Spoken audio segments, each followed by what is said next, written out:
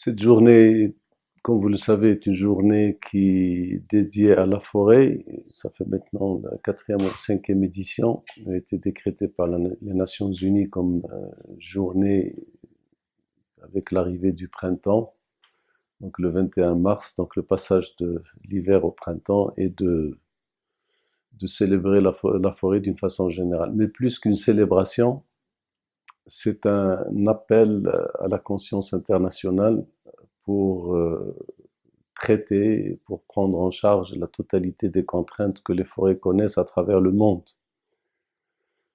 Chaque année, il y a une thématique pour essayer de focaliser les messages sur des problèmes majeurs, puisque la forêt se trouve à l'interface pratiquement de toutes les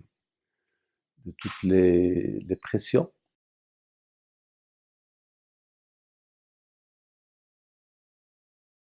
Nous avons un plan qui concerne plus de 200 000 hectares de forêts urbaines et périurbaines.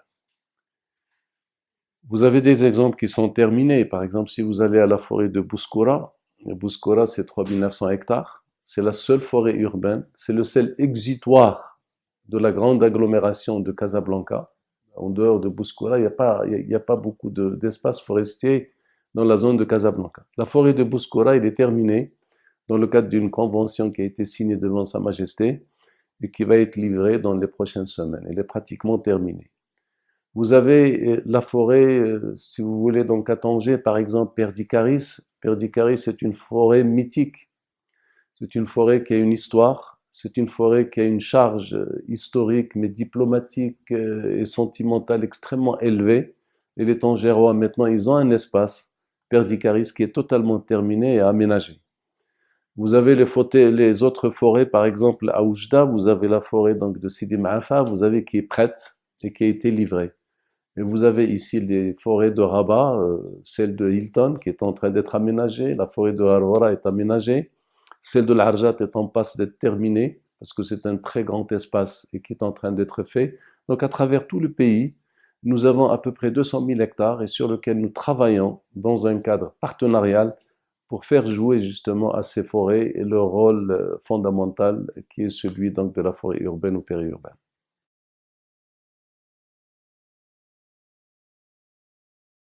Les forêts urbaines, ce sont des forêts, mais des forêts de nature particulière. Pourquoi? Parce que c'est simple, la pression sur ces forêts urbaines est très élevée.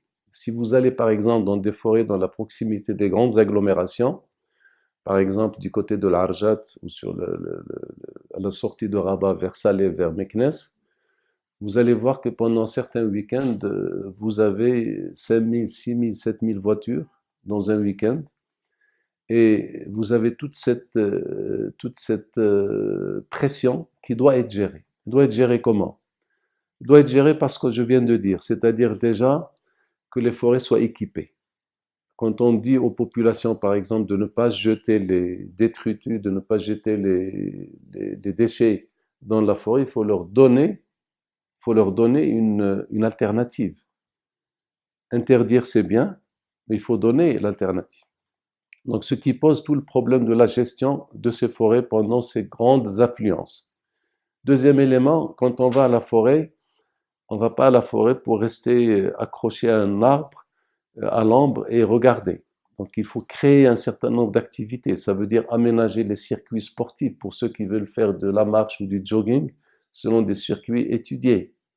Il faut aménager aussi toutes les conditions d'hygiène, par exemple les toilettes.